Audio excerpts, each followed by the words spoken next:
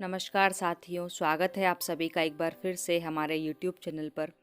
आज हम बात करते हैं पराक्रम दिवस की। जैसा कि आप जानते हैं, आज नेताजी सुभाष चंद्र बोस की 125वीं जयंती मनाई जा रही है।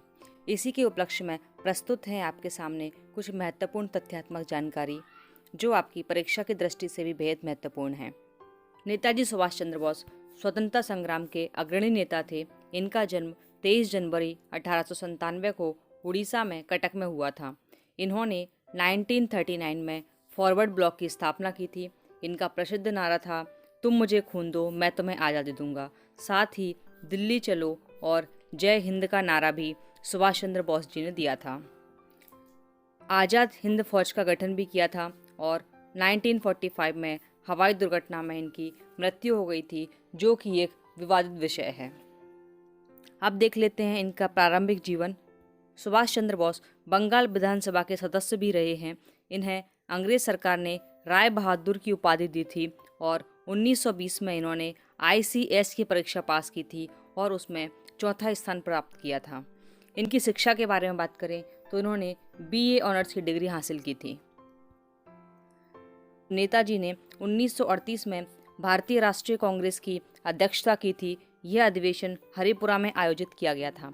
इसके साथ ही इन्होंने एक विज्ञान परिषद की स्थापना की थी, जिसका अध्यक्ष सर विश्वेश्वरैया को बनाया गया था और यह स्थापना कहाँ की गई थी? बेंगलोर में।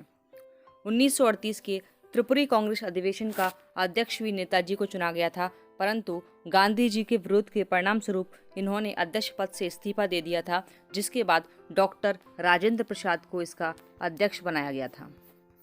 कहते हैं गांधी जी ने इनके विरुद्ध पट्टाभी सीतारामैया जी को खड़ा किया था, परंतु वह हार गए थे, जिसे गांधी जी ने अपनी व्यक्तिगत हार बताया था। जिसके बाद नेताजी सुभाष चंद्र बोस ने अपने पद से इस्तीफा दे दिया और राजेंद्र प्रसाद जी को इसका अध्यक्ष नियुक्त किया गया था।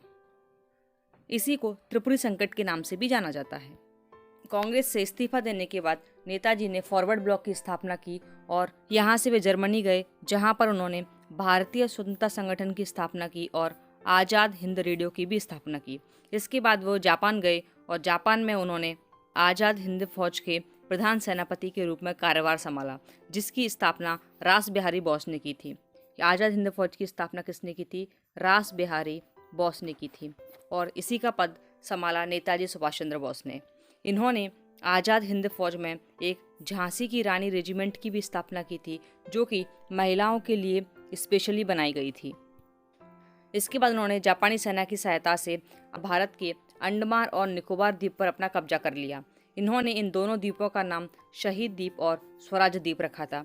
जैसा आप यहाँ देख सकते हैं, अंडमान द्वीप को उन्होंने शहीद द्वीप नाम दिया था और निकोबार द्वीप को उन्होंने स्वराज द्वीप कहा था। इसी उपलक्ष्य में दिसंबर 2018 में प्रधानमंत्री मोदी जी के द्वारा रॉस द्वीप का नाम नेताजी सुभाष चंद्र बोस द्वीप कर दिया गया और नील द्वीप का नाम शहीद द्वीप और हैवलॉक द्वीप का नाम स्वराज द्वीप रख दिया गया।